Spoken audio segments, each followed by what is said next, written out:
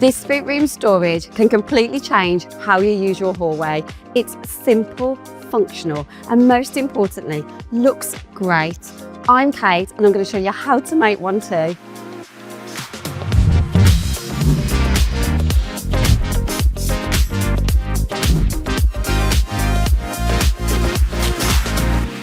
As soon as you open the door, this is the first thing you see, and it can look really messy. This space is quite small and can look even smaller because there's nowhere to hang your coats and shoes are often just dumped on the floor. There must be a better solution.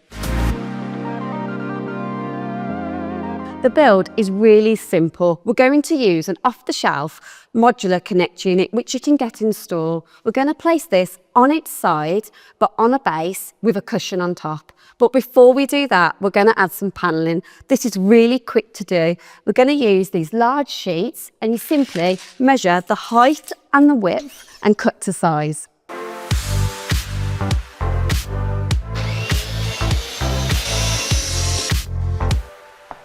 I'm doing this before attaching the panels to the wall because it makes the job a lot easier and stops any drips.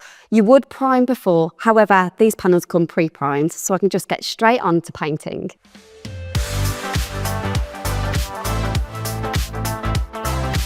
I'm going to glue and pin the panels to the wall, but before I do that, like always, we'll use a stud finder to check whether there's any pipes or cables behind this wall.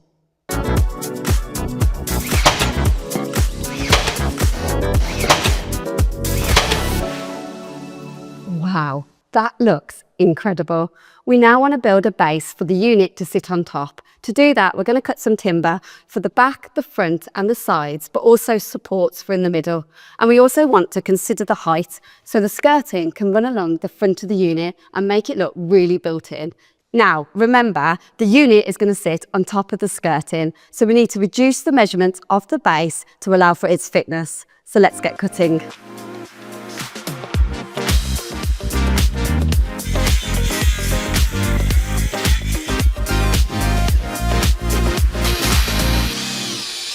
I've started to assemble my base, which I've cut to the exact dimensions of the unit.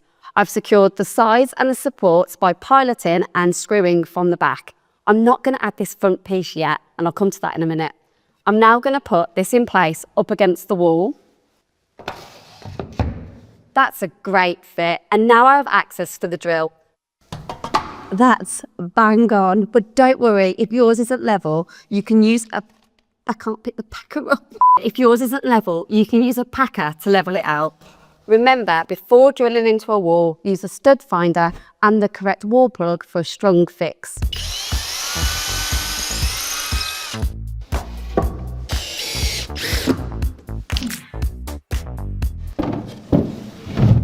That's a really nice fit. I've now secured the unit to the base, and then we need to move on to the skirting. For the corners, we need to do a 45-degree cut. Where the new skirting meets the existing, we need to do a profile or scribe cut. What's that, you ask? It's where we scribe out the profile of the skirting so it sits flush against each other. To do this, you use a profile gauge. You push it up against your skirting, which will create a profile. You can then transfer that onto your skirting board, pencil out the mark, and then you just simply cut it out. It's that easy.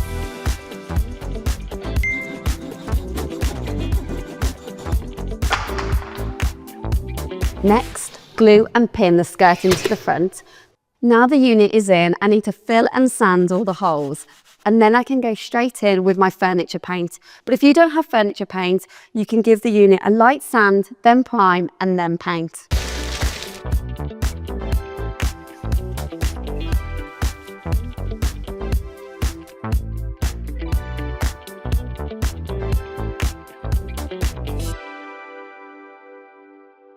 To turn your unit into a seated bench, I've created a custom cushion.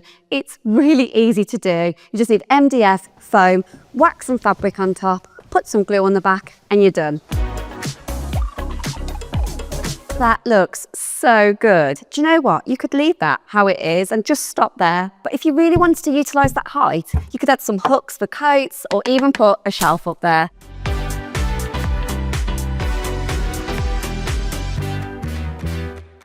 I am really pleased with this. Using an existing unit has made this DIY so simple to do and turned an unused space into something really pretty and functional. I just love it.